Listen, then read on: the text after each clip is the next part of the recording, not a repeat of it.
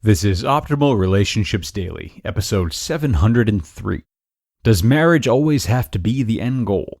By Evan Marc Katz of evanmarckatz.com. Hello, everybody. I am Greg Audino, welcoming you back to ORD, where we offer you some of the best content we can find that's about relationships, what makes them work, and what strategies you can implement to make the most of your own. Today's post revolves around the question, does marriage always have to be the end goal? Where reader Joanne asks our author Evan for his opinion. If you've been wondering the same, Evan will hopefully shed some light in this episode for you. So if you're ready to learn more, sit back, relax, and let's get right into Evan's post and start optimizing your life. Does marriage always have to be the end goal? By Evan Marc Katz of evanmarckatz.com. Quote, Hi Evan, long-time reader, first-time writer. I feel like a lot of your advice and posts revolve around a central concept that marriage is the end line, the goal, the thing that everyone wants as a goal to long-term dating. But what if it isn't? My boyfriend and I have been together for 10 months. It's going fabulously, and both of us have pretty much decided that we don't believe in the institution of marriage. Neither of us wants kids, which makes this conversation a bit easier than couples who do want kids, granted. But we do believe in the value of having a long-term partner / teammate / lover in life.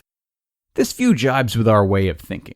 We're both independent, and putting something on paper and tying things up legally like that makes us both think that something, that special spark we have, will make it wither up and die.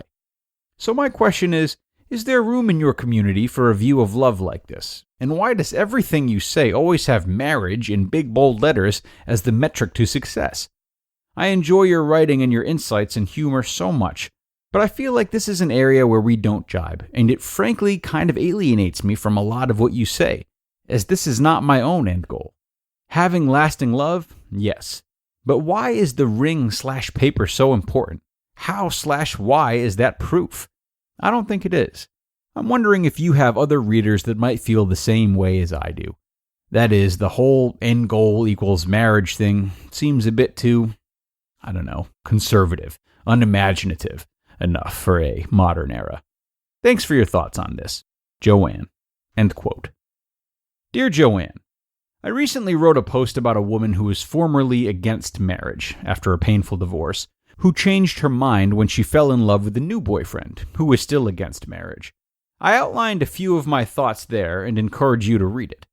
But your question is a good one, because it gets to the heart of what frustrates me about writing a blog that is probably going to reach 10 million readers this year. No matter what I say, no matter how spot on, no matter how many people agree with my worldview, there's always going to be someone who disagrees. And not only disagrees, but feels personally indicted that a public figure is publicly disagreeing. Understandably, nobody wants to have his or her worldview taken away, challenged, or questioned. My answer to those semi-frequent loud dissenters is usually the same. If my advice doesn't work for you, then you can ignore it. Really, I don't take it personally. I have had men argue with me, explaining why it was entirely appropriate to bring flowers on every first date, even when most women were creeped out. I've had women argue with me, explaining why men should give up pornography, even though most men use pornography.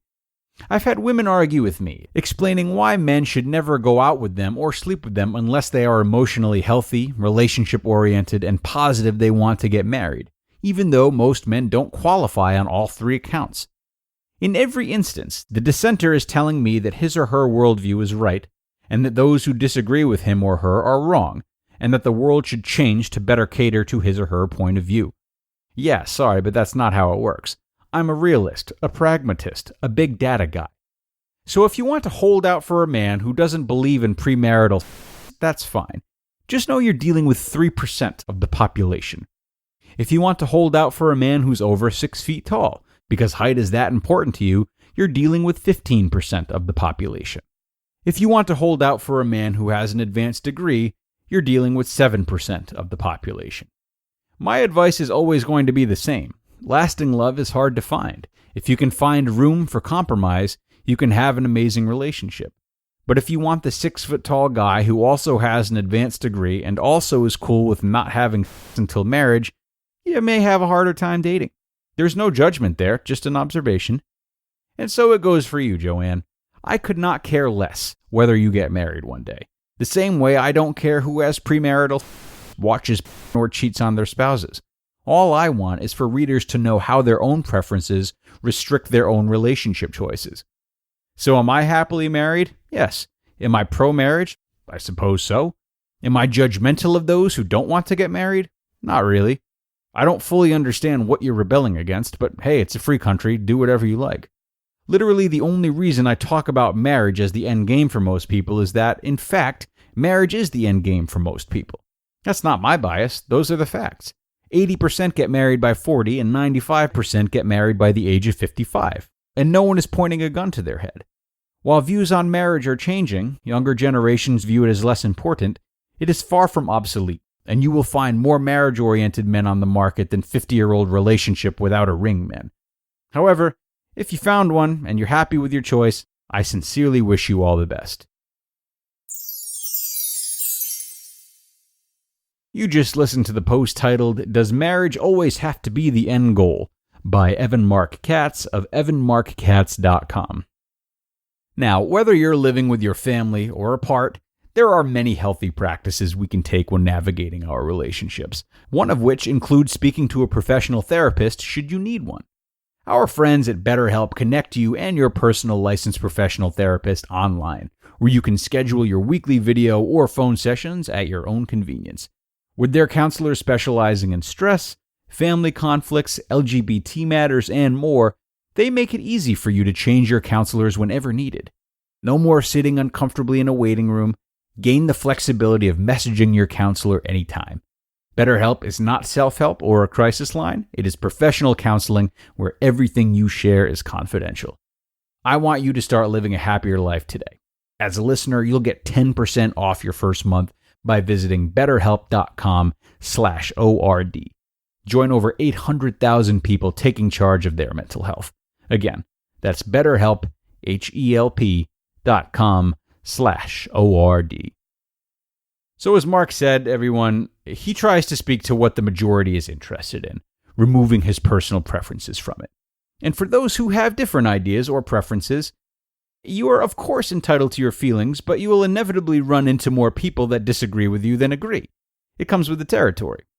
Understanding this from the get-go is important, as you can either try to argue, protest, or inflict your opinions upon others, or you can see it as an opportunity to practice living in harmony with those who feel differently and be open to their ideas as you'd like them to be open to yours. See what I'm saying? I think that's a good note to end on. So with that, I will see you tomorrow as we move towards the end of the week and start focusing more on parenting specifically, where your optimal life awaits.